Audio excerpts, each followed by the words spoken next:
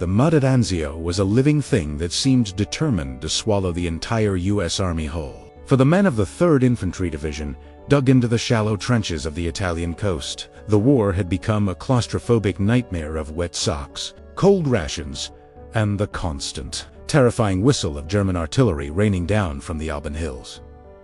There was no glory here, only a stalemate of misery where movement meant death and silence was just a prelude to the next mortar barrage. The soldiers were hardened veterans who thought they had seen every trick the Wehrmacht had to offer, from the screaming dive bombers to the terrifying Tiger tanks that shook the ground like earthquakes. But on this gray overcast morning, the enemy was about to unveil something that did unfit into any manual they had ever read, a weapon that looked less like a machine of war and more like a darkly comic toy sent to mock them. It started with a sound that was entirely wrong for a battlefield. Instead of the guttural roar of a diesel engine or the sharp crack of a rifle, a high electric whine drifted across no man's land.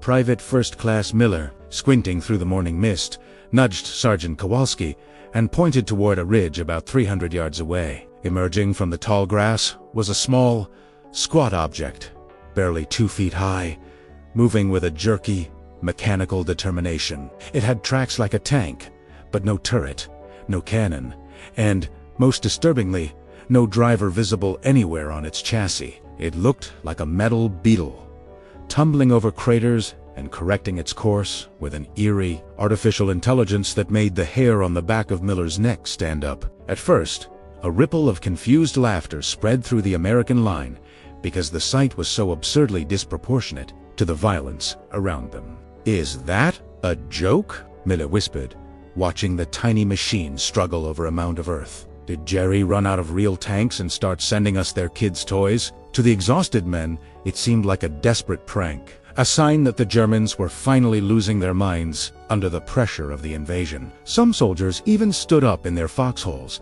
exposing themselves to get a better look at the strange little contraption, and pointing as it buzzed closer, like an angry, metallic insect. They didn't understand that they were looking at the grandfather of the modern drone, and that curiosity was exactly what the weapon was designed to exploit. The laughter died instantly when Sergeant Kowalski raised his binoculars and spotted the sinister detail that changed everything. Trailing behind the small vehicle were 2 thin copper wires, unspooling from the rear and snaking back hundreds of meters into the German lines like a long, deadly umbilical cord.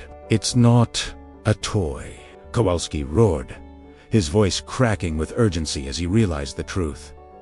"It's a bomb on tracks. Shoot it." The realization hit the squad like a physical blow. There was a human being on the other end of that wire, safely hidden in a concrete bunker, steering this thing with a joystick while viewing them through a periscope. The concept was terrifyingly impersonal. They were being hunted not by a soldier they could fight, but by a remote-controlled executioner that felt no fear, no pain, and no hesitation.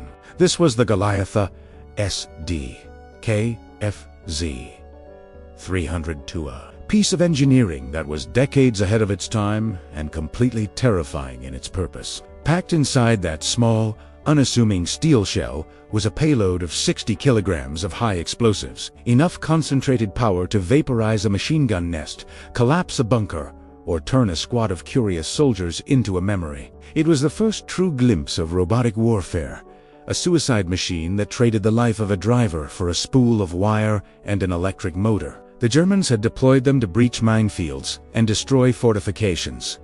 But to the infantrymen watching it approach, it felt like a violation of the rules of war. You couldn't suppress it with fear. You couldn't pin it down with fire. You could only destroy it before it destroyed you. Panic erupted as the Americans opened fire, the air filling with the deafening chatter of M1 Garans and bars. Bullets sparked off the Goliath's thin armor, pinging uselessly into the sky as the machine trundled relentlessly forward, closing the distance to 50 yards. The electric whine grew louder, drowning out the shouts of the men, a sound of futuristic doom encroaching on the muddy reality of 1944. Miller fired round after round, his hands shaking, but the little tank kept coming, indifferent to the lead storm, guided by an invisible hand that wanted them dead. Just as the machine reached the edge of their defensive perimeter, creating a moment of absolute paralyzed horror, the tracks suddenly locked, and the buzzing stopped German lines. Perimeter of the Anzio beachhead. Date: February 1944. 500 meters away from the panicked Americans, hidden in the shadows of a reinforced earth bunker, Corporal Hans Weber was engaged in a battle that felt entirely different from the one raging outside. He was not clutching a Mauser rifle or looking down the sights of a machine gun. Instead, he was strapped into a heavy metal harness that supported a bulky control box resting against his chest.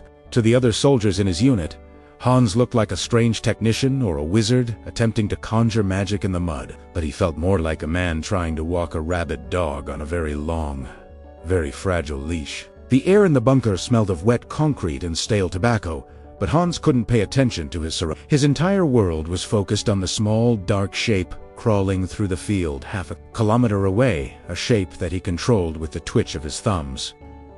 The device hanging from his neck was the Steuergurt, a primitive joystick controller connected to the Goliath by a spool of triple-strand copper wire. This wire was the lifeline of the operation, unspooling from the rear of the miniature tank as it advanced, transmitting the electrical signals that told the motors to turn left, turn right, or detonate. It was a marvel of German engineering, but in the chaotic reality of the Italian front, it was also a nightmare of logistics. Hans knew that if the wire snagged on a rock, got tangled in a tree root, or was severed by a piece of shrapnel, the wonder weapon would instantly become a useless paper. He manipulated the joystick with sweaty palms, fighting the uneven terrain, trying to guide the clumsy robot around shell craters that threatened to flip it over and end the mission before it began. The cruel irony of the Goliath system was that while it was designed to keep soldiers safe, the operator was often the most exposed man on the battlefield. To steer the drone effectively,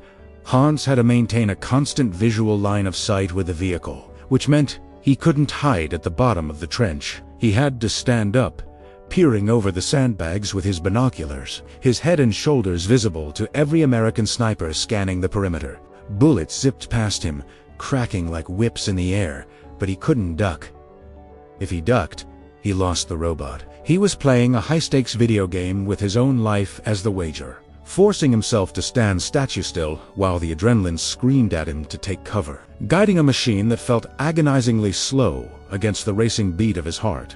As the Goliath closed in on the American machine gun nest, Hans felt a strange, chilling dissociation from the violence he was about to unleash. In traditional combat, killing was intimate and visceral. You saw the enemy, you pulled the trigger, and you felt the recoil.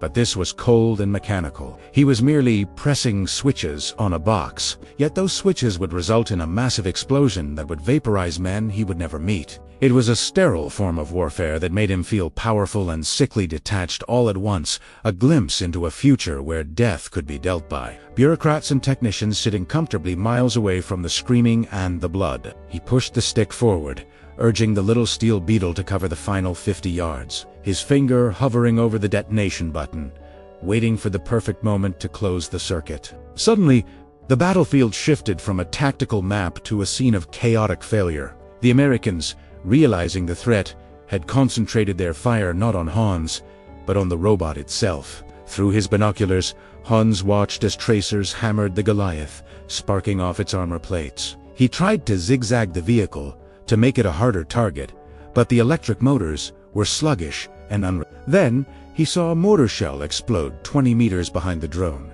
kicking up a fountain of wet earth and jagged metal. The control box against his chest went dead instantly, the vibration of the connection vanishing into a void of static. The wire had been cut. The invisible umbilical cord that connected the mind of the man to the body of the machine was severed, leaving the Goliath stranded in the mud like a puppet whose strings had been slashed. Hans cursed, a mix of frustration and relief washing over him as he finally ducked back down into the safety of the trench. The expensive, futuristic weapon was now just a pile of scrap metal waiting for the Americans to capture it. His commanding officer looked at him with a grim expression, shaking his head at the failure of technology to overcome the messy reality of war. Hans unbuckled the heavy control unit, his shoulders aching, realizing that for all the genius of the scientists back in Berlin, the war would not be won by remote control today. He picked up his rifle, the weight of the wood and steel feeling familiar and reliable in his hands. The machine had failed,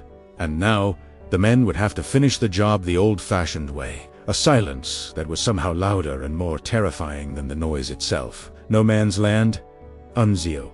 Date, same day, 14 o'clock hours. The silence that settled over the battlefield after the Goliath stopped moving was heavier than the noise of the firefight. The small, track-laying vehicle sat motionless in the mud, looking like a discarded piece of farm equipment rather than a weapon of war. But the Americans treated it with the terrified reverence due a sleeping dragon. No one cheered the victory immediately, because, in the treacherous school of combat, a stopped weapon was often a trap designed to lure curious soldiers into the open. The men remained in their foxholes, weapons trained on the metal carcass, waiting for a timer to tick down or a secondary explosion to rip through the air. The wind whistled through the grass, playing with the severed copper wires that trailed behind the machine like the cut strings of a marionette, offering the only visual confirmation that the threat had been neutralized by luck rather than skill. After 10 agonizing minutes of stillness, the curiosity finally overpowered the fear. Sergeant Kowalski signaled for his squad to cover him and slowly crawled out of the trench, moving with the deliberate, fluid caution of a man walking on thin ice. He didn't approach the Goliath directly. Instead, he circled it wide, looking for tripwires or signs of movement, his eyes scanning the rusted metal seams for any hint of life. Up close, the machine lost some of its futuristic mystique and revealed its crude, industrial reality. It was stamped sheet metal, roughly welded, covered in dents and mud. It looked less like a precision instrument of the Third Reich and more like a rushed experiment, a desperate attempt to replace flesh and blood with gears and grease, yet the stillness of it was unnerving, a silent testament to an enemy that was constantly evolving. The squad's demolitions expert, a nervous corporal named Sparky Evans, was called up to perform the field autopsy on the beast. This was the moment of peak danger. Unexploded ordnance was often more unstable than a live bomb,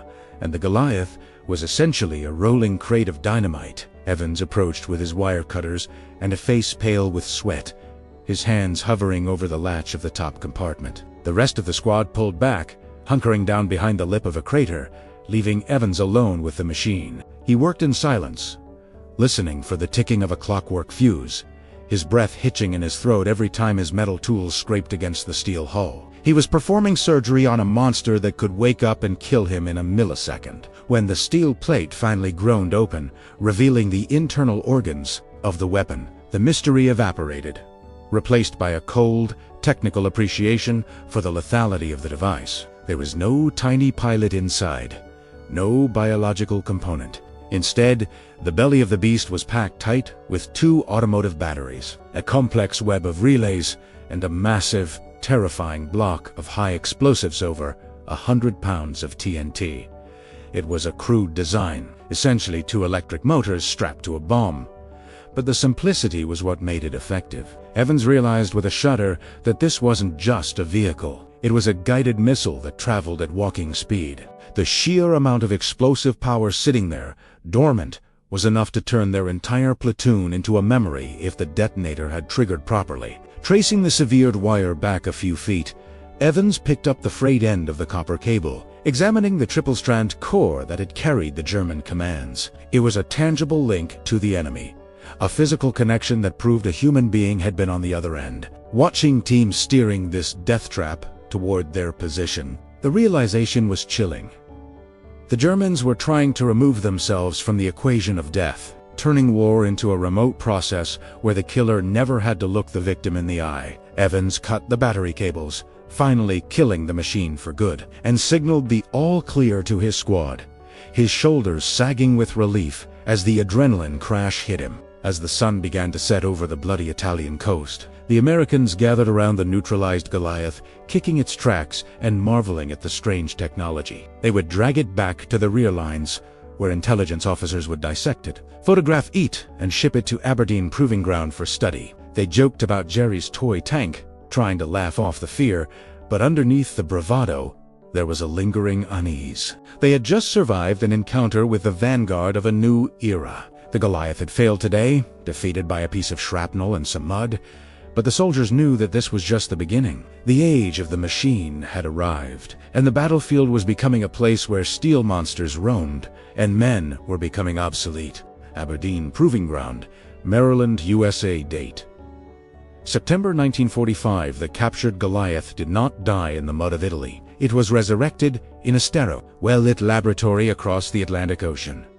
Far from the screaming artillery and the smell of cordite, the machine sat on a reinforced concrete table at the Aberdeen Proving Ground, surrounded by men who carried slide rules instead of rifles. American engineers and scientists circled the device like archaeologists examining an artifact from a lost civilization, their eyes filled not with fear, but with a cold, calculating fascination. The mud of Anzio had been scrubbed away to reveal the gray Wehrmacht paint and the serial numbers stamped into the steel, transforming the weapon from a terrifying monster into a puzzle of gears, wires, and electric motors that begged to be solved. As the technicians dismantled the chassis, peeling back the layers of German engineering, they began to understand the true significance of what they had captured. This wasn't just a mobile mine. It was a radical rethinking of the relationship between man and machine. They marveled at the compact Bosch electric motors and the crude but effective guidance system, realizing that the Germans had successfully severed the physical link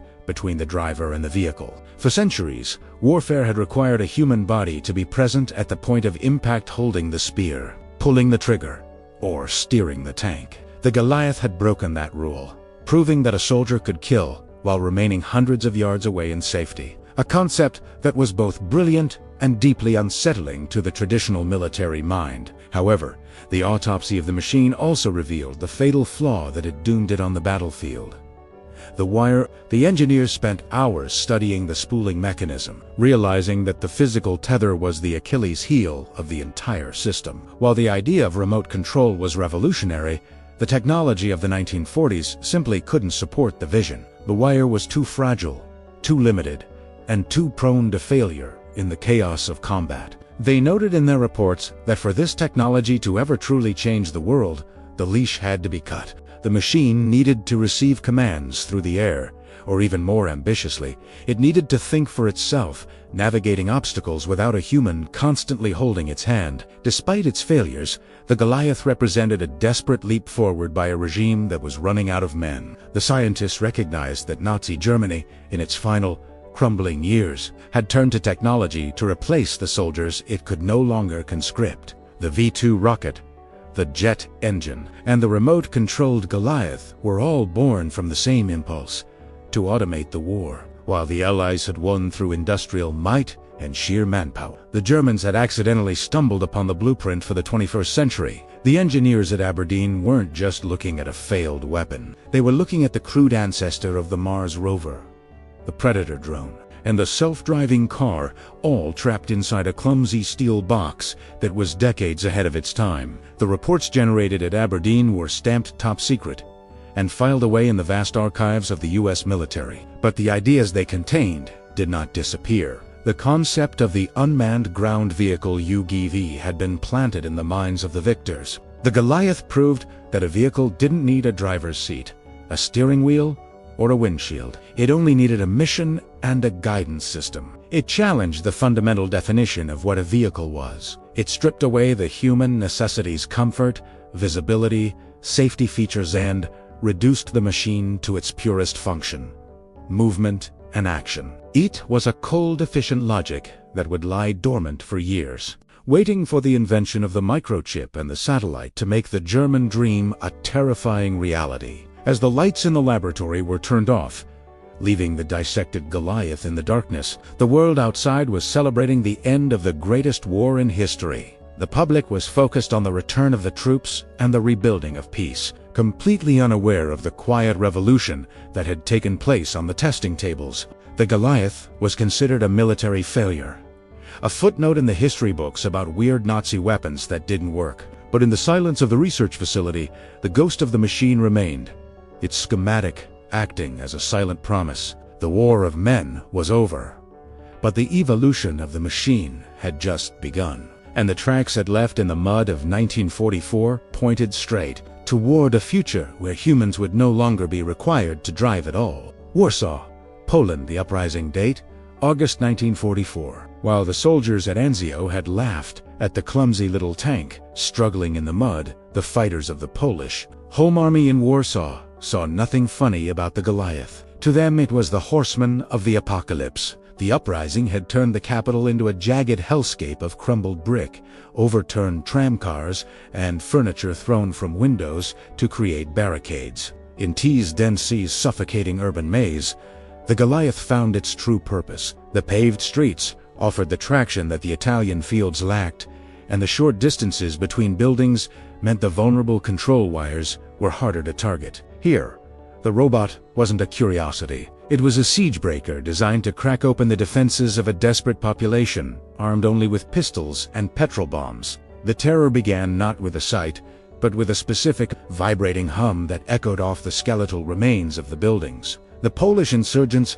crouching behind a wall of sandbags and paving stones on Wilczek Street, froze as they heard it. They knew that sound. It meant that the German engineers were sending a beetle to clear the way. Unlike the open fields of Italy where you could see the operator, the ruins of Warsaw allowed the German controllers to hide safely in basements or around corners, guiding the explosive charge through the smoke like a remote-controlled assassin. The defenders gripped their Molotov cocktails, their knuckles white, knowing that if the machine reached the barricade, their position and their lives would be erased in a flash of blinding light. A young insurgent named Marek peeked through a crack in the wall, his eyes stinging from the dust. Down the street, emerging from the gray smog of war, the Goliath SDKFZ 303 trundled forward over the debris. This was a later model than the one seen at Anzio, improved and slightly larger, with a combustion engine that coughed dark smoke, making it look even more like a beast breathing fire. It didn't move in a straight line. It paused, turned, and navigated around a burning car with terrifying precision. To Marek, it felt personal. It felt as if the machine was sniffing them out. There was no exposed driver to shoot, no viewport to smash. It was just 75 kilograms of high-grade hexogen wrapped in steel, rolling relentlessly toward their fragile sanctuary. "Fire at the tracks," the commander shouted. But the order was futile against the relentless momentum of the machine. Bullets sparked off the sloped armor, ricocheting wildly into the surrounding ruins. A bottle of gasoline crashed against the Goliath's hull, engulfing it in flames. But the metal beast didn't stop. It wasn't alive, so it couldn't feel the heat. It simply drove through the fire, a burning demon on tracks, carrying its payload closer and closer. The psychological impact was devastating. Fighting men was one thing. Fighting a burning, unstoppable robot that ignored physics and fear was a nightmare that broke the spirit before it even detonated. The wire trailing behind it remained intact, snaking safely through the gutters, protected by the very rubble the Poles were using for cover. When the Goliath hit the base of the barricade, time seemed to suspend for a fraction of a second. The German operator, watching from a safe distance through a periscope, finally flipped the switch on his control box. The explosion was not a dull thud, but a sharp, cracking roar that shattered windows 3 blocks away. The barricade didn't just fall, it evaporated. The blast wave turned the paving stones into shrapnel, tearing through the defensive line and collapsing the facade of the building above. Dust and silence rushed in to fill the vacuum, followed by the screams of the wounded. The breach was open. As the smoke cleared, German infantry began to pour through the gap created by the machine, stepping over the twisted remains of the robot that had sacrificed itself to pave their way. In Warsaw, the Goliath had proven its terrifying potential. It showed that in the right environment, the remote-controlled war was not a failure, but a devastating success. The resistance fighters realized with sinking hearts that bravery and patriotism were no match for a guided bomb that could be driven into their living rooms. The age of urban robotic warfare had begun in the blood and dust of Poland, leaving a scar that would prove the deadly efficiency of the machine when the conditions were right. Soviet Union and United States Secret Research Facilities date 194-61955. When the smoke finally cleared over Europe in May 1945, the shooting stopped, but the looting began. This wasn't a theft of gold or art, but a desperate scramble for intellectual property. Allied intelligence teams, both American and Soviet, scoured the ruined factories and bunkers of the Reich, hunting for the wonder weapons that had terrified them for years, while the V-2 rockets and jet engines grabbed the headlines. The crates containing the captured Goliath drones were quietly shipped to secret testing grounds on opposite sides of the Iron Curtain. Both superpowers recognized that the Germans had unlocked a door to the future of warfare, and neither wanted to be left behind. The race was on to see who could take the crude Nazi robot and turn it into a reliable soldier for the atomic age. In the frozen steppes of the Soviet Union, Russian engineers examined the captured SDKFZ 303s with a mix of admiration and pragmatism. The Soviets were no strangers to remote-controlled warfare. They had experimented with teletanks in the 1930s during the Winter War against Finland, using radio waves to control flamethrower tanks. However, the German wire-guided system offered a precision that the Soviet radio systems lacked. The Red Army, obsessed with mass overwhelming force, envisioned battalions of these suicide machines flooding the Fulda Gap, overwhelming NATO defenses without risking a single proletarian life. They reverse-engineered the Goliath, stripping it down to its bolts, trying to make it cheaper, rugged, and capable of surviving the harsh Russian winter. But they soon hit the same technological wall the Germans had faced. Across the ocean, in the deserts of New Mexico, the U.S. Army was having a similar crisis of confidence with the technology. American generals liked weapons that were sturdy, simple, and lethal, like the M4 Sherman or the atomic bomb. The Goliath, by contrast, was fiddly and temperamental. The engineers found that while the idea of a remote-controlled tank was brilliant, the reality of 1940s electronics was a nightmare.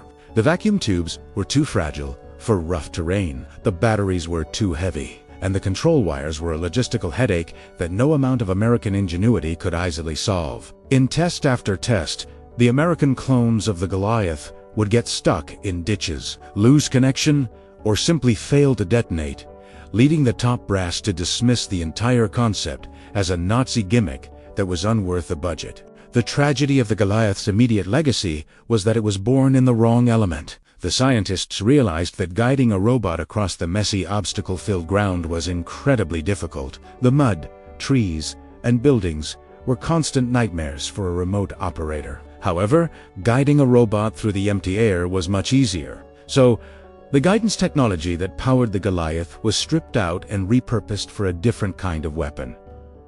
The guided missile. The focus of the Cold War shifted rapidly from ground robots to air-to-air and surface-to-air missiles. The electronic brain that was meant to drive a tank was taught to fly, leaving the concept of the unmanned ground vehicle UGV to gather dust in the archives for nearly 40 years. During the 1950s and 60s, the idea of the ground combat robot became the stuff of science fiction and children's toys rather than serious military strategy. While NASA was sending men to the moon using advanced computing, the infantry soldier was still fighting in Vietnam with technology that wasn't drastically different from World War II.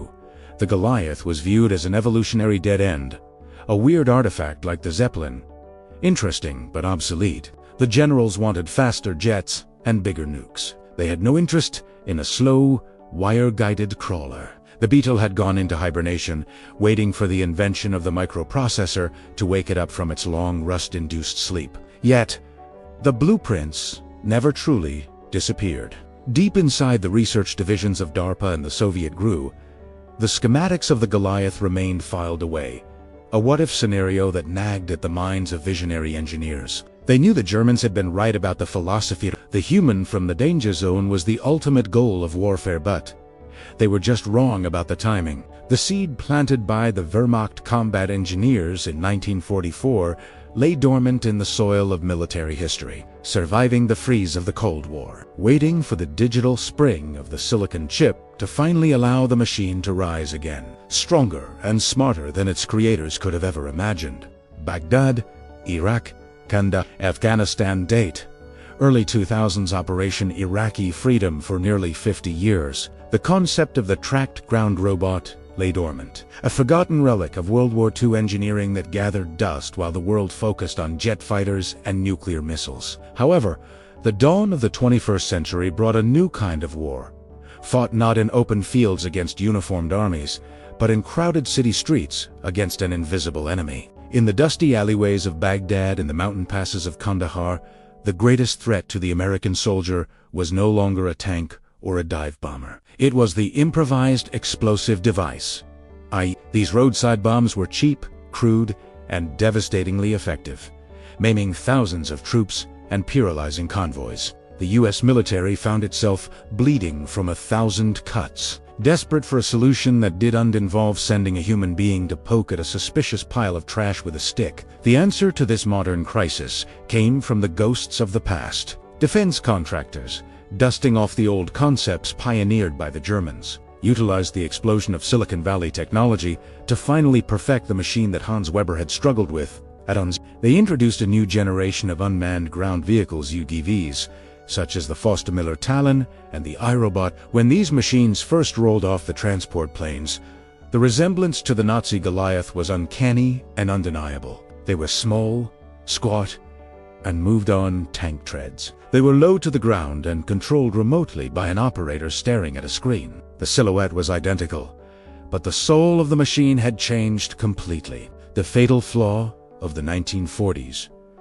The copper wire was gone, replaced by encrypted wireless signals that allowed the operator to sit safely inside a heavily armored Humvee while the robot ventured into the kill zone. The clumsy joystick was replaced by a gamepad controller that any 18-year-old soldier raised on PlayStation and Xbox could operate instinctively. But the most important change was the mission profile. The Goliath had been a suicide bomber, designed to destroy. These new robots were designed to preserve. They were equipped with mechanical claws, cameras, and sensors to dismantle bombs, acting as the hands and eyes of the explosive ordnance disposal yard teams. The technology that was born to take lives was now solely dedicated to saving them. The impact on the battlefield was immediate and profound. For the first time in history, a soldier could stare death in the face from a safe distance. When an eye exploded, shredding the robot into pieces of plastic and metal, there was no letter to write home to a grieving mother, and no flag-draped coffin. There was just a bill for repairs.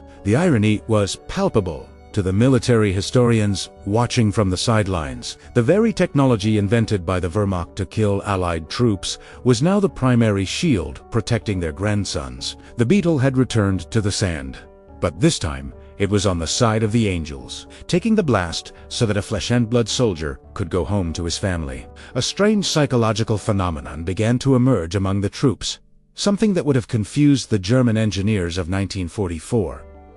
The soldiers began to bond with their machines. They didn't treat the packbots like tools or rifles. They treated them like pets or fellow squad members. They gave them names like Wally, Scooby-Doo, and SGT Talon. When a robot was killed in action, soldiers would often become genuinely emotional, holding funerals for the twisted wreckage or demanding that the repair depot fix their robot rather than issuing a new one. The machine had transcended its mechanical nature. It had become a trusted battle buddy, earning a place in the emotional landscape of the platoon that the cold and personal Goliath never could. By the time the wars in the Middle East began to wind down, these robots had performed tens of thousands of missions, saving an incalculable number of lives. The technology had proven itself under the harshest conditions imaginable, surviving heat, sand, and high explosives.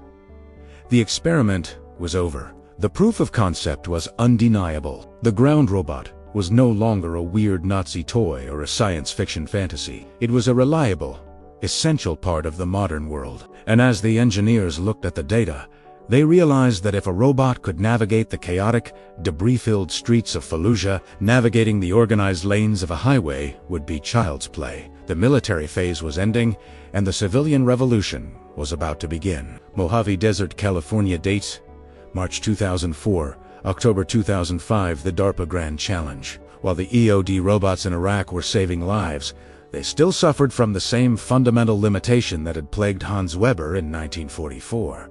They needed a human operator. A soldier still had to stare at a screen and manipulate a controller, meaning the machine was only as fast and smart as the person driving it. The Pentagon realized that to truly revolutionize warfare and logistics, the umbilical cord of remote control had to be severed completely.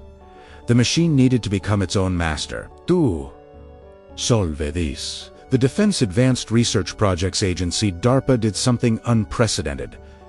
They invited the world as CREAs, engineers, to the Mojave Desert for a race. The prize was $1 million, and the goal was simple but impossible: build a vehicle that could drive 142 miles across brutal desert terrain without a human inside, without a joystick, and without help. The first race in 2004 was a spectacle of failure that eerily echoed the Goliath's debut at Anzio. 15 autonomous vehicles lined up at the starting gate, looking like a collection of science fair projects gone wrong, modified SUVs, monster trucks, and even a motorcycle. When the starting gun fired, the result was a comedy of errors. Some vehicles froze instantly, paralyzed by their own code. Others drove straight into bushes or spun in circles until they ran out of gas. The favorite vehicle, a Humvee named Sandstorm, managed to travel only 7 miles before getting hung up on a rock, spinning its wheels helplessly while its computer brain panicked.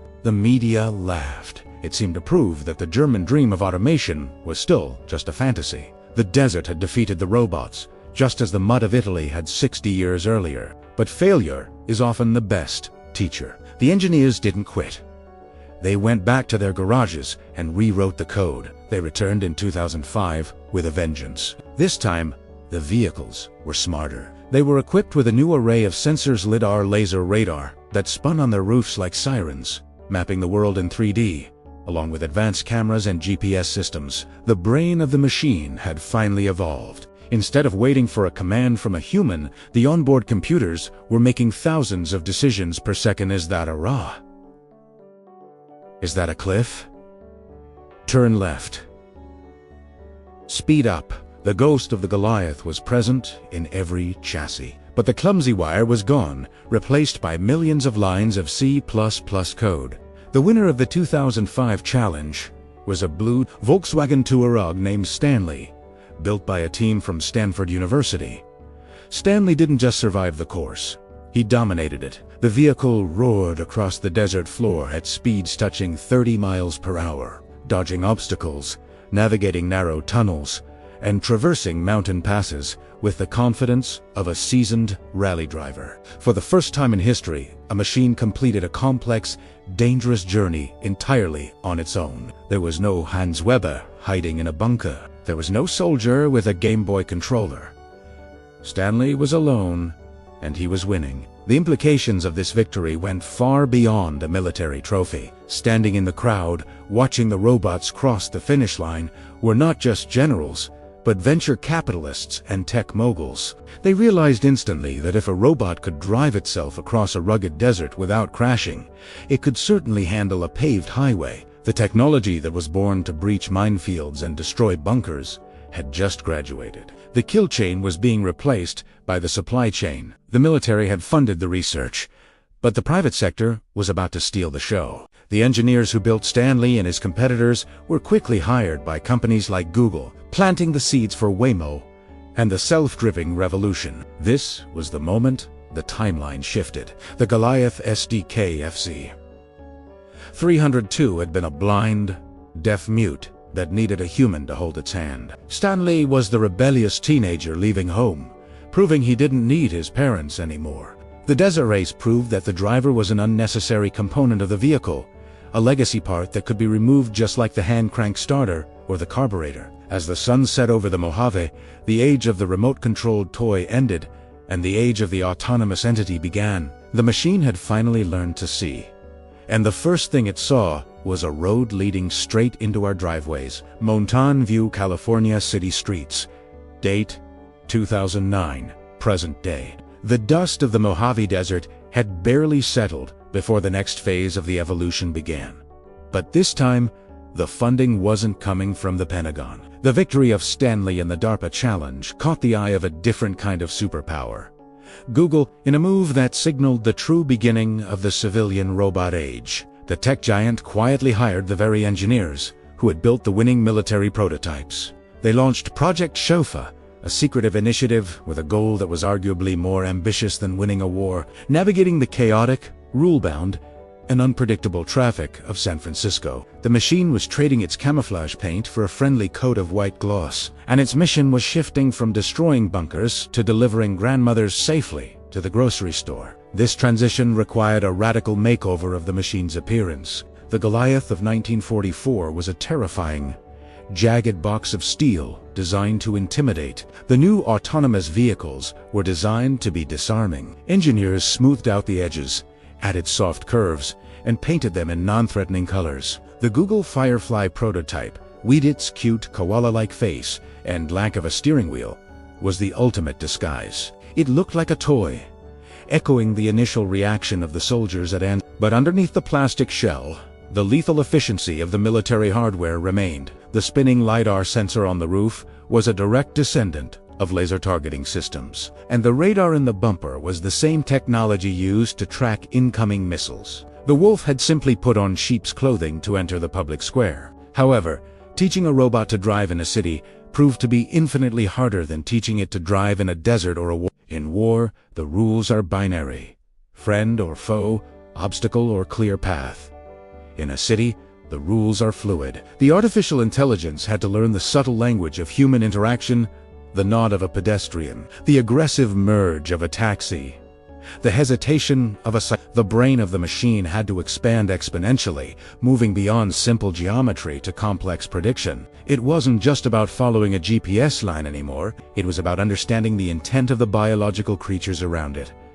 The ghost of Hans Weber was no longer steering. A supercomputer was now hallucinating millions of potential futures every second to avoid a collision. As these vehicles began to log millions of miles on public roads, a quiet proliferation occurred in other sectors. The tracked chassis of the Goliath found a new home in the massive fulfillment centers of Amazon and Alibaba. Here, armies of small, orange Kiva robots swarmed across the floor, carrying heavy pallets of goods with a coordination that would make a Panzer division jealous. They moved in perfect silence, guided by a central server, never tiring and never complaining. The swarm tactics that military strategists had dreamed of for decades were finally realized, not to overwhelm an enemy trench, but to ensure that two-day shipping arrived on time. The industrial application of the technology normalized the presence of robots in the human workspace, turning the extraordinary into the mundane. Then came the delivery bots. Small, six-wheeled coolers on wheels began rolling down the sidewalks of college campuses and suburban neighborhoods, delivering pizzas and burritos. Passersby didn't run in fear or shoot at them, they took selfies.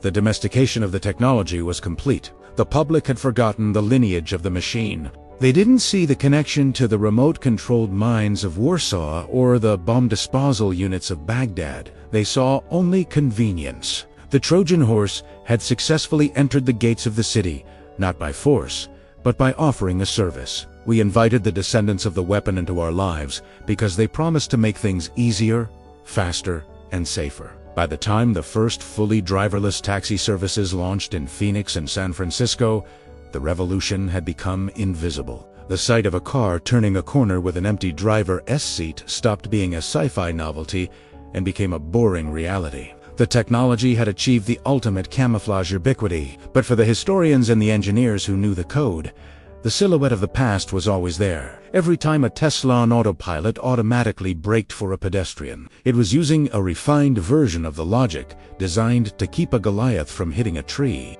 The machine had learned to live among us, and we had learned to trust it, setting the stage for the final surrender of the steering wheel. Silicon Valley, the global highway date, the future 2025 and beyond. The journey of the Goliath did not end in the muddy craters of Italy, nor in the dusty streets of Baghdad. It ended in the suburban driveways of the modern world. The lineage of the machine is long and twisted, moving from a weapon of terror designed to breach walls to a tool of convenience designed to deliver groceries. When the major technology giants of the 21st century, Tesla, Waymo, and Uber, began their race to perfect the autonomous vehicle, they were unknowingly finishing the work started by German engineers in 1942.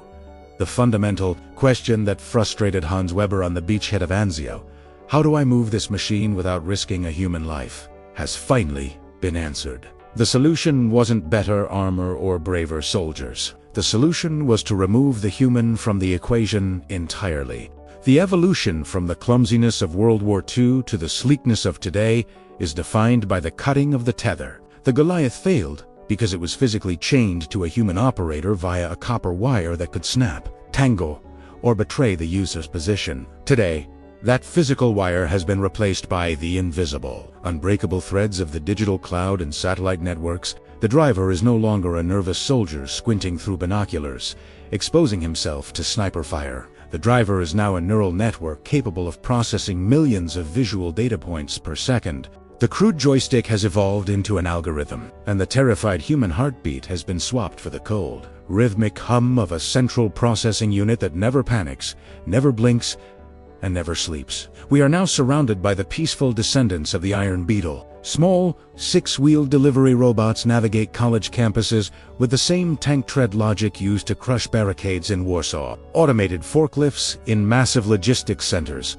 swarm with a coordination that would make a Panzer division jealous. And on the highways, luxury electric cars change lanes and brake for traffic, while their passengers read books or check emails. The intent to kill has been scrubbed away, replaced by the intent to serve. But the genetic code of the machine remains identical. A chassis moving through space, guided by a remote intelligence, rendering the human inside purely optional. The predator has been domesticated, brought into our homes, and taught to chauffeur us around. However, there is a profound historical irony that we must acknowledge as we embrace this future. We are building our new world on the blueprints of a dark past. Just as the V-2 rocket provided the technology for the moon landing, the Goliath provided the foundational philosophy for the self-revealing revolution. It serves as a stark reminder that technology is morally neutral. It is a mirror that reflects the intent of its user. The same engineering principles can be used to deliver a 60-kilogram bomb to a bunker or a hot pizza to a doorstep. The machine doesn't care about the payload. It only obeys the code it was given, indifferent to whether it is ending a life or sustaining one. As we stand on the threshold of a fully autonomous era, we are fulfilling a prophecy written in the blood and mud of 1944. The definition of a driver is being rewritten for the first time since the invention of the automobile. Humanity is voluntarily stepping out of the pilot's seat, handing over the keys to the ghost in the machine. It is the ultimate act of trust, surrendering control to a system that was originally conceptualized to make human soldiers obsolete. The copper wire has been cut. The smoke of the battlefield has cleared, and the robot is no longer waiting for our command. It is deciding where to go next, and we are just coming along for the ride. So, the next time you see a car glide silently past you with no hands on the wheel, do not just see a marvel of Silicon Valley innovation. Look closer. See the shadow of the clumsy, buzzing beetles struggling over the craters of Anzio. See the frustration of the operators and the fear of the Goliath SDK FZ 302 may be rusting in a dark museum corner, but its spirit is driving beside you on the freeway at 70 miles per hour. The war is over. The treaties are signed, and the soldiers are gone. But the machine has finally won its independence. We are all just passengers now, living in the world that the robot built.